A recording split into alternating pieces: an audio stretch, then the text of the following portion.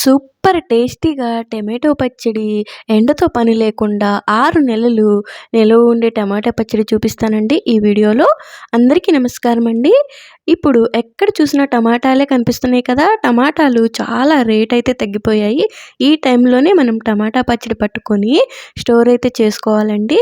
నేను చూపించినట్టుగా నీట్‌గా పక్కా కొలతలతో మీరు చేసుకుంటే 6 నెలలైతే నిలువ ఉంటుందండి టమాటా పచ్చడి. ఫ్రిడ్జ్‌లో స్టోర్ చేసుకుంటే 6 నెలలు, బయటైతే 4 మంత్స్ నిల్వైతే ఉంటుందండి.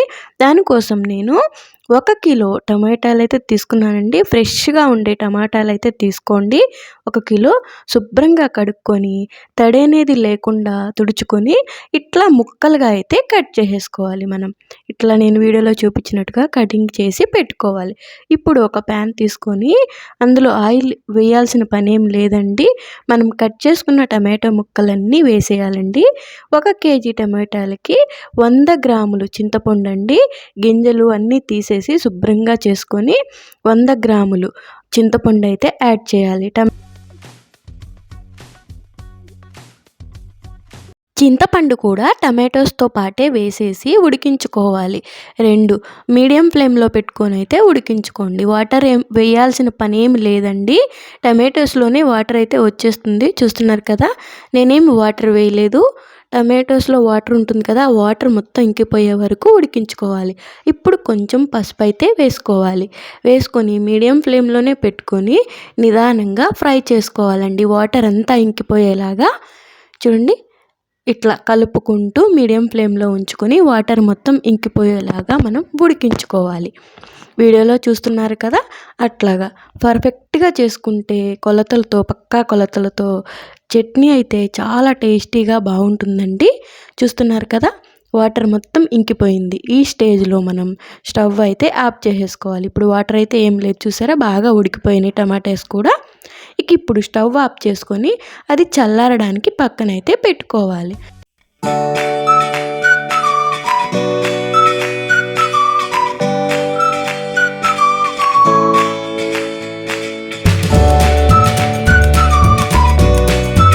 ఒక స్పూను మెంతులు అయితే వేసుకోవాలి. మెంతులు పర్ఫెక్ట్గా వేపుకోండి. వేగకపోతే పచ్చడి అయితే చేదైతే వస్తుంది. మీడియం ఫ్లేమ్లోనే పెట్టుకొని కలుపుతూ వీడియోలో చూపించినట్టుగా వేపుకోండి. చూడండి, వేగిపోయాయి. ఇప్పుడు ఇవి ఒక బౌల్లోకి అయితే తీసుకుందాము. ఇట్లా అయితే వేపుకోండి. ఇవి పక్కన పెట్టుకుందాము. బౌల్లో వేసుకొని ఇప్పుడు 2 స్పూన్ల ఆవాలైతే వేసుకోండి. 2 స్పూన్ల ఆవాలు వేసి అవి కూడా మీడియం ఫ్లేమ్లో పెట్టి బాగా వేపుకోండి. దగ్గరే ఉండాలండి మనం వేపుకునేటప్పుడు. స్పూన్తో కలుపుతూ వేపుకుంటూ ఉండాలి. ఇవి కూడా వేగిపోయాయండి. ఇప్పుడు ఇవి కూడా బౌల్లో అయితే వేసుకుందాం. ఇట్లా బౌల్లో వేసుకుందాం. చల్లారిన తర్వాత మిక్సీ జార్లో అయితే వేసుకుందామండి. చల్లారిపోయింది. ఇప్పుడు మిక్సీ జార్ అయితే తీసుకున్నాను. అందులో అయితే వేసేసి మనం మెత్తటి పౌడర్ లాగా పేస్ట్ చేసుకోవాలి. చూడండి, పౌడర్ లాగా అయింది కదా, ఇట్లా పౌడర్ లాగా చేసుకోవాలి. ఇది పక్కనైతే పెట్టుకోవాలి. ఇప్పుడు 1 కప్పు కారం అయితే తీసుకోవాలండి. 1/2 కప్పు ఉప్పు అయితే తీసుకోవాలండి, సాల్ట్. పౌడర్ చేసుకున్నాం కదా మనం, మెంతులు, ఆవపిండి పౌడరు. ఇప్పుడు చల్లారిపోయిందండి టమాటాస్. అవన్నీ మనం మిక్సీ జార్లో అయితే వేసుకోవాలి. బాగా చల్లారిన తర్వాతే వేసుకోవాలండి. 1 కేజీ టమాటాలకి నేను చూపించినట్టు ఇవన్నీ కరెక్ట్గా వేసుకోండి. 1 స్పూను జీలకర్ర అయితే వేసాను. తర్వాత కారము, సాల్ట్ అన్నీ మనం మిక్సీలోనే వేసేసుకొని మనం ఇప్పుడు మిక్సీ అయితే పట్టుకోవాలి. కొంచెం వెల్లుల్లిపాయలు కూడా వేసానండి. ఇప్పుడు మనమైతే మిక్సీ పట్టుకోవాలి. కచ్చాపిచ్చిగా మిక్సీ పట్టుకోవాలి. ఇట్లాగా నేను చూపించినట్టుగా చాలా టేస్టీగా చాలా బాగుంటుందండి. నేను చెప్పిన క్వాంటిటీస్ అన్నీ మీరు ఫాలో అయ్యి చేస్తే ఈ పచ్చడి చాలా టేస్టీగా ఎక్కువ కాలం అయితే నిల్వ అయితే ఉంటుందండి. చూడండి, 1 కేజీకి నాకు ఇంత పచ్చడి అయితే అయ్యింది. ఇప్పుడు మనం ఒక్కసారి మొత్తం తాలింపు అయితే పెట్టుకోము కదా, కొంచెం అలా నిల్వ చేసుకుంటాం కదా. సగం పచ్చడి నేను తాలింపు అయితే వేసి చూపిస్తానండి.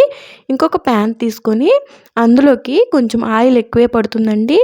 ఈ ఆయిల్ అయితే వేరుశనగ ఆయిల్ అండి. వేరుశనగ నూనె అయితే మీకు పచ్చళ్ళలోకి చాలా టేస్టీగా ఉంటుంది. అందుకని నేను వేరుశనగ నూనెతో ఈరోజు తాలింపు అయితే వేసి చూపిస్తున్నాను మీకు. ఆయిలు హీట్ అయిన తర్వాత అందులోకి ఆవాలైతే వేసుకోండి. ఆవాలు కొంచెం హీట్ అయిన తర్వాత కొంచెం మినపప్పు అయితే వేసుకోండి. మినపప్పు వేసిన తర్వాత కొంచెం జీలకర్ర అయితే వేయండి. తాలింపు కోసం అండి నేను చెప్పేది. ఇందులోనే కొంచెం ఎండు మిరపకాయలు అయితే వేసుకోండి. దీంట్లోనే కరివేపాకు కూడా ఉంటే వేసుకుంటే చాలా బాగుంటుందండి. ఈరోజు నా దగ్గర కరివేపాకు అయితే లేదు. వెల్లుల్లిపాయలు అయితే కొంచెం వేశాను. ఇవి మొత్తం బాగా వేగనిచ్చుకోవాలండి. మాడనివ్వద్దు. తాలింపు మాడిపోతే పచ్చడి అంత టేస్ట్ అయితే రాదు. చూడండి తాలింపు అయితే వేగిపోయింది. ఇక ఇప్పుడు మనం టమాటో పచ్చడి చేసుకొని పెట్టుకున్నాం కదా, అది ఇందులో వేసుకొని బాగా కలుపుకోవాలండి. చూడండి కొంచెం ఆయిల్ ఎక్కువగానే పడుతుంది పచ్చడిలోకి. మీకు ఎక్కువైనట్టు అనిపించినా సరే ఎక్కువగానే ఉంచుకోవాలండి. అప్పుడే ఎక్కువ కాలం నిల్వ అయితే ఉంటుందండి. చూడండి బాగా మిక్స్ చేసుకోండి. వెంటనే స్టవ్ అయితే ఆఫ్ చేయొద్దు. సిమ్లో పెట్టుకుని ఒక 5 మినిట్స్ వరకు ఈ పచ్చడిని కూడా బాగా మగ్గించుకుంటే ఎక్కువ కాలం అయితే నిలవ ఉంటుందండి. ఎక్కువ టేస్ట్ కూడా ఉంటుంది.